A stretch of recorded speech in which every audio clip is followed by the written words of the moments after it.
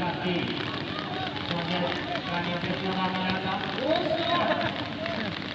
indoor बना नहीं पाई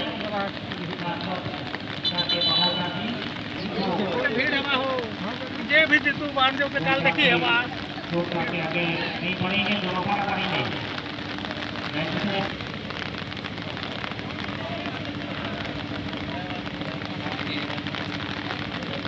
आने वाला 3 यात्रा गाड़ी होगा सबों को आने के लिए अनुरोध है यात्रा आने के लिए प्लान करें बहुत बढ़िया शॉट देखा जाए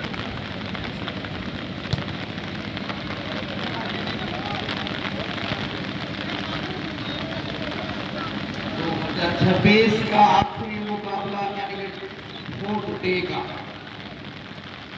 और इसे भी जरूरी बराबरी में दोनों ने बहुत अच्छा कोशिश किया क्या अच्छा कोशिश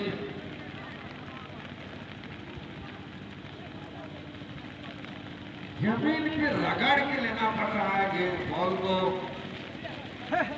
इसीलिए थोड़ा खिलाड़ी को ज्यादा दिक्कत हो रहा है जहां पे 5 किलो का ताकत यूज करना पड़ता है वहां पे 10-15 किलो का ताकत यूज होता है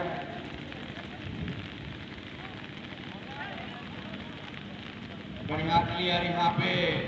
बना के भेजा है और तेज गति में यहाँ पे खिलाड़ी